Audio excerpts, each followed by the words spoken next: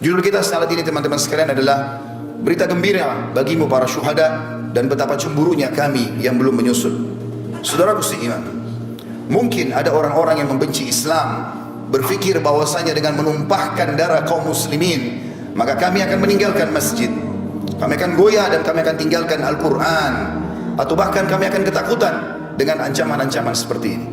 Demi Allah, dari atas mimbar ini kami sampaikan bahwasanya kaum muslimin begitu tertumpah darah para syuhada tidak menambah kecuali keberanian pada mereka, tidak akan menambah kecuali semangat kami memenuhi masjid, tidak akan menambah kecuali kami kembali kepada kitabullah Al-Quran, dan kami makin yakin dengan janji Allah subhanahu wa ta'ala. Saudaraku seiman, mungkin sebagian keluarga korban bersedih, bukan hanya sekitar di New Zealand.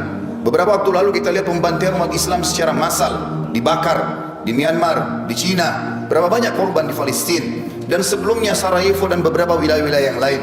Mungkin di mata sebagian keluarga mereka sedih, tapi di mata kami yang sudah memahami secara hukum syar'i, ini berita gembira. Allah subhanahu wa ta'ala memilih para syuhada. Selalu dalam sejarah, kata para ulama, peperangan jihad yang benar sesuai dengan Al-Quran yang dan sunnah dari zaman Nabi alaihi salatu wassalam, perang Badar, perang Uhud, Fathi Makkah, Hunain, dan peperangan-peperangan yang lain, termasuk akhirnya adalah Tabuk sebelum meninggal Nabi alaihissalatu wassalam. Peperangan dipimpin oleh Khulafaur Rasyidin dan para khulafa yang datang setelahnya sampai terakhir dinasti Utsmaniyah. Bahkan beberapa wilayah masih bergejolak seperti di Palestina, beberapa tempat yang lain. Semua itu jumlah syuhada jauh lebih sedikit daripada jumlah yang hidup.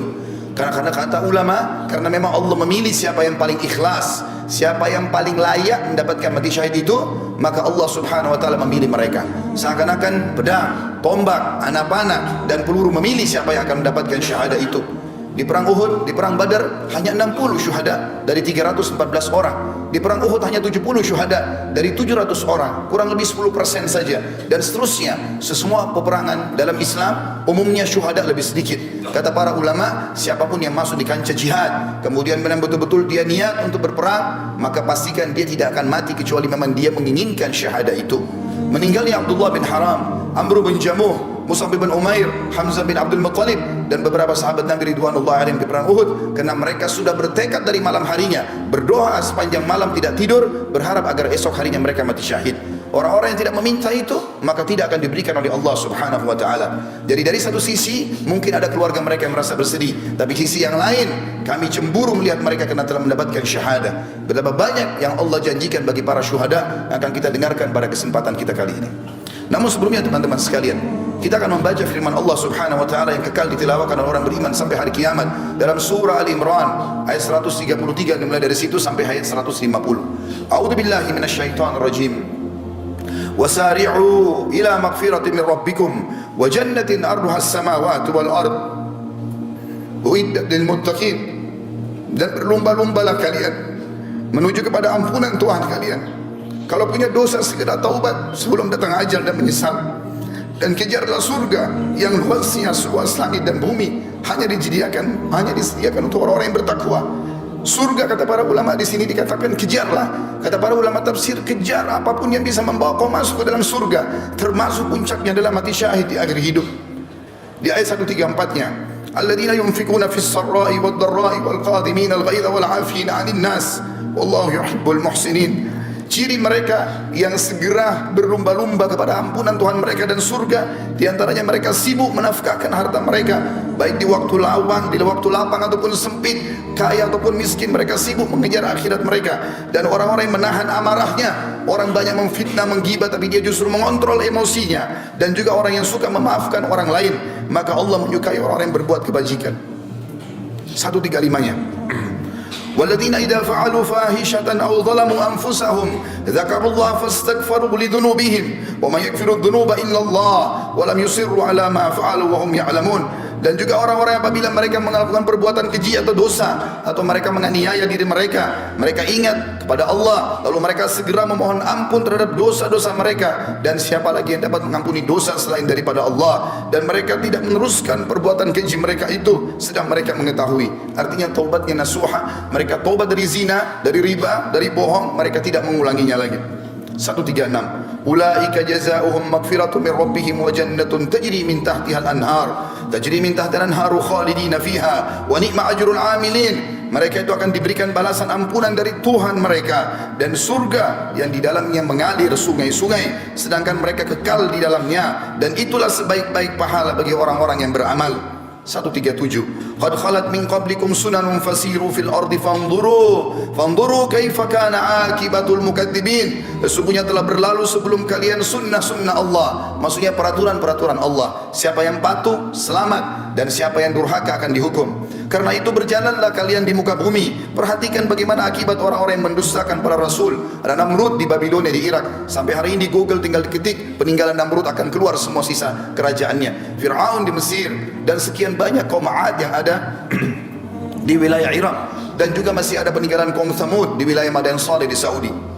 Allah SWT mengatakan selanjutnya ayat 138, "Hada bayanun linnasi wa hudan wa mau'idatun lil muttaqin." Al-Quran ini benar-benar penerangan bagi seluruh manusia, bagi yang mau berakal dan membacanya, dan petunjuk serta pelajaran bagi orang-orang yang bertakwa, orang yang patuh. Lalu Allah sebutkan 139. Ini yang saya ingin ditiberatkan pada kejadian apa yang terjadi itu. Allah mengatakan wala tahinu wala tahzanu wa antumul a'launa in kuntum mu'minin. Janganlah kamu bersikap lemah. Jangan justru dengan ancaman terorisme seperti ini lalu masjid jadi kosong, kalian tidak mau baca Quran, justru dicambukan untuk kembali kepada agama Allah. Dan jangan pula kalian bersedih hati, padahal kamulah orang-orang yang paling tinggi derajatnya, maksudnya orang-orang muslim, jika kamu benar-benar beriman. Allah mengatakan 140-nya, iyamsaskum karhun faqad massal qauma karhum mithlu wa tilkal ayyamu nudawiluha bainan nas wa liya'lamallahu alladhina amanu wa yattakhidha minkum syuhada wallahu la yuhibbul zalimin.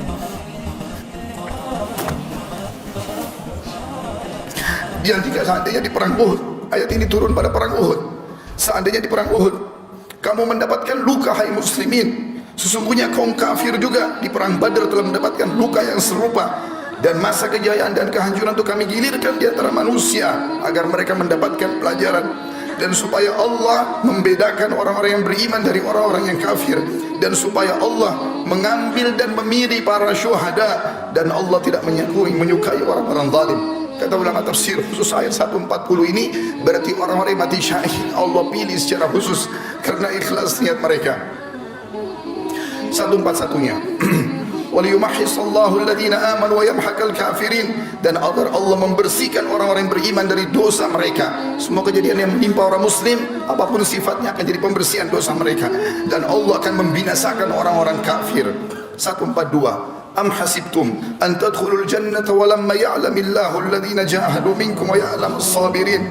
Apakah kalian mengira kalian akan bisa masuk surga padahal belum nyata bagi Allah orang-orang yang berjihad di antara kalian, dan belum nyata orang-orang yang sabar. Artinya Allah akan menguji siapa yang paling ikhlas, yang siap untuk membela agama Allah, maka Allah akan pilih mereka.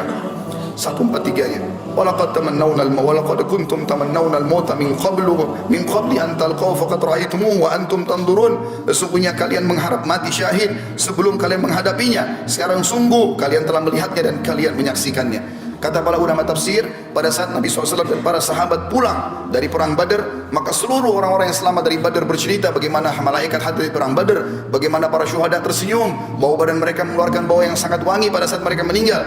Maka sahabat-sahabat yang di Madinah penasaran, dan pada saat terjadi perang Uhud, perang Badar tahun 2 Hijriah, perang Uhud tahun 3 Hijriah, mereka semangat sambil mengatakan, ya Rasulullah, kami pun ingin mati syahid. Pada saat terjadi perang Uhud, Allah Subhanahu wa taala menguji mereka. Di awal peperangan mereka menang, di tengah-tengahnya mereka dikalahkan. Walaupun setelahnya di perang Hamrat Asad mereka memenangkan peperangan dengan izin Allah Subhanahu wa taala. Pada saat itu banyak kesempatan untuk mati syahid. Orang-orang kafir tinggal menusuk orang-orang muslim, bahkan memutilasi mereka. Allah mengatakan, bukankah dulu kalian mengharapkan mati syahid? Sekarang depan mata, kenapa kalian tidak buktikan itu? Lalu Allah mengingatkan 144-nya, tidak ada keraguan bagi seorang muslim apa yang dijanjikan oleh Allah dan Rasulnya. Wa ma Muhammadun illa rasulun qad khalat min qablihi rusul afa in mata aw qutila qalabtum ala aqabikum wa may yanqalib ala aqibihi falan yadurrallaha syai'a wa sayajillahu syakirin. Muhammad itu tidak lain hanya seorang utusan Allah. Sungguh telah berlalu sebelumnya beberapa orang utusan. Apakah jika dia wafat dan dibunuh kamu murtad dan kembali ke agama lain? Atau ke belakang murtad dari agama Islam? Barang siapa yang berbalik ke belakang murtad, maka ia tidak dapat mendatangkan mudarat kepada Allah sedikit pun, dan Allah akan memberi balasan kepada orang-orang yang bersyukur. Artinya pada saat itu ada berita yang disebarkan oleh Ibnu Khami'ah, seorang kafir, naudzubillah, yang telah membunuh Mus'ab bin Umair radhiyallahu anhu. Dia menyebarkan isu kalau dia membunuh Nabi alaihi salatu wassalam. Para sahabat sempat drop pada saat itu, termasuk Umar bin Khattab pun duduk di tanah meletakkan pedangnya. Nanti setelah lewat seorang sahabat yang mulia, Anas bin Nadhr radhiyallahu anhu, yang kemudian dengan kencang dia memicu kudanya menuju ke pasukan kafir sendirian. Maka Umar mengatakan, wahai Anas, kau akan pergi kemana? Dia mengatakan, demi Allah wahai Umar, aku mencium bau surga ada di sana. Aku mencium bau surga ada di sana. Tinggal aku menerobos orang-orang kafir dan mereka membunuhku, aku akan masuk surga. Lalu Umar mengatakan, wahai Anas, bukankah Rasulullah SAW telah dibunuh oleh orang kafir? Kata Anas, kata Umar, kalimat itu tiba-tiba membangkitkan semangat kami kembali. Dia mengatakan, kalau memang Rasulullah SAW telah terbunuh syuhada sebagai syahid di medan perang ini, maka bangkitlah kalian untuk syahid bersamanya. Maka kata Umar bin Khattab, dan bersama juga dengan Mu'adz bin Jabal, bersama dengan Sa'ad bin Mu'adz radhiyallahu anhu, dua sahabat yang terkenal keberaniannya, menyusul sampai kata Sa'ad radhiyallahu anhu, yang pada saat meninggal dia arsy Allah goncang. Dia mengatakan, ya Rasulullah, kami berusaha mengimbangi Anas bin Nadhr dan kami tidak mampu. Dan pada saat meninggal ditemukan hanya potongan-potongan badannya saja yang dikenali oleh adik perempuannya.